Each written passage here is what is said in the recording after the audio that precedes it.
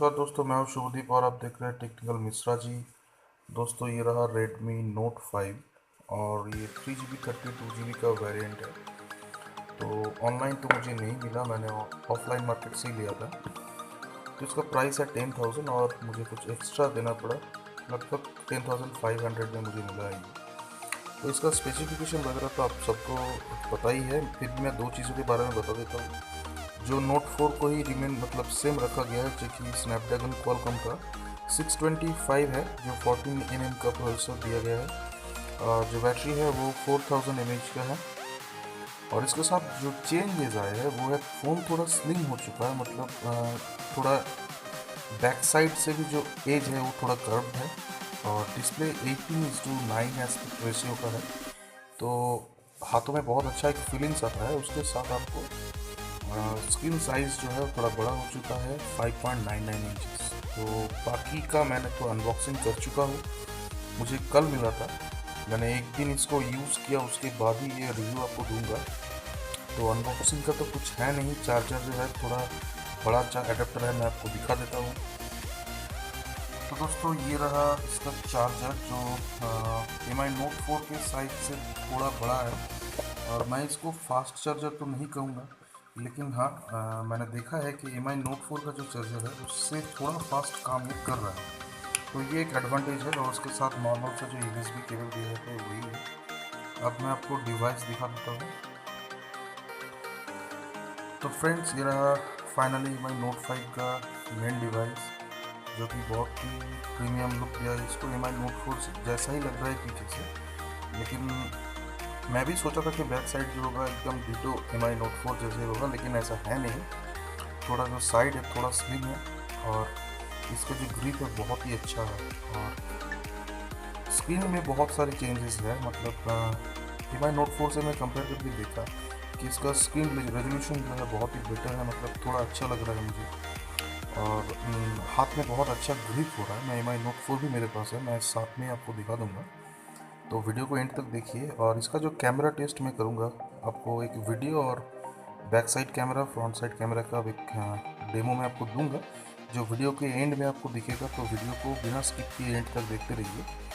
तो दोस्तों, बाकी सारे फीचर्स के बारे में तो कुछ कहना है नहीं, जैसा नोट 4 था वैसा ही है, लेकिन थोड़ा बहुत यहाँ पर फ्रंट में एक फ्लैश यहाँ पर यूज़ किया गया है, जो कि एक टॉर्च लाइट जैसा काम करता है। तो थोड़ा बहुत इंडोर में आपको अच्छा सेल्फी मिल जाएगा। और बाकी सब कुछ सेम है। स्पीकर वगैरह जो भी अब एम आई नोट 4 में आपको दिखता था वही सेम है, मतलब राइट साइड में स्पीकर, लेफ्ट साइड में आपका माइक है, और मिडिल में USB कनेक्टर, और ऊपर में आपको आयर ब्लास्टर, और उसके साथ आपको एक 3.5 mm का हेडफोन जैक मिल जाता है। उसके साथ आपको एक ऊपर में माइक जो है वो दिया गया है, और यहाँ पर स्पीकर है। और सामने कोई भी फिजिकल बटन यहाँ पर है नहीं, तो जो भी बैक वगैरह मेनू ऑप्शन है वो ऑन स्क्रीन आपको मिलेगा। और पीछे फिंगरप्रिंट स्कैनर और कैमरा वगैरह सब कुछ सेम है, लेकिन कैमरा का जो लेंस है थोड़ा उठा हुआ है, जो कि नोट 4 में ऐसा नहीं है। तो इसका एक डिमेरिट मैं सोचता हूँ कि फ़ोन अगर बिना कवर के मैं कहीं भी रख दूँ, तो डायरेक्टली कैमरे के ऊपर जो ये लेंस का जो ग्लास है यहाँ पर थोड़ा इफेक्ट हो सकता है। तो चलिए, इसको भी हम मतलब इतना भी बुरा नहीं है। और इसके साथ और कुछ नहीं मिलता, और नॉर्मल से वो केस दिया जाता है, जो ये एक बेसिक केस है। बहुत अच्छा क्वालिटी में नहीं कहूँगा, लेकिन फ्री है तो ठीक ही है, और दिखने में भी अच्छा खासा लग जाता है।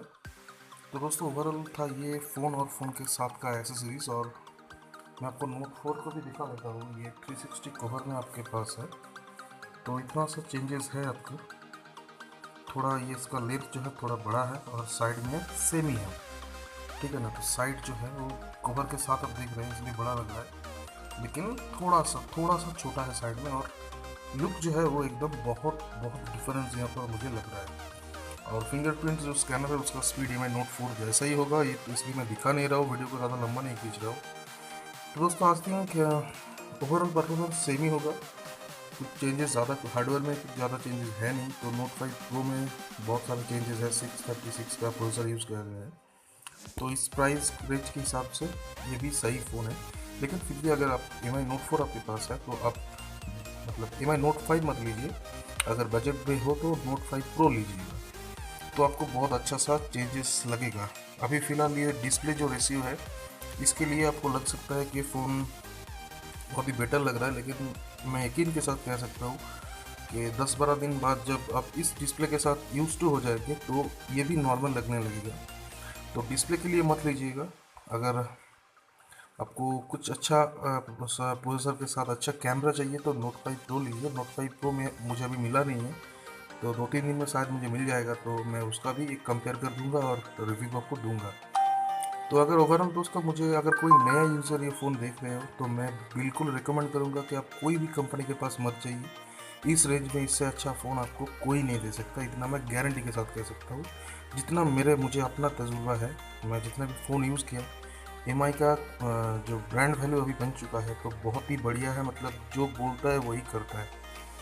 तो दोस्तों, आई थिंक ये वीडियो आपको पसंद आया होगा, तो आगे आप फ़ोटोज़ की सैंपल देख लीजिएगा। तो थैंक यू दोस्तों। जाते जाते और एक रिक्वेस्ट, मेरे चैनल को सब्सक्राइब कीजिए, लाइक कीजिए, कमेंट कीजिए और हाँ, अपने दोस्तों के साथ शेयर भी कीजिएगा। Thank you.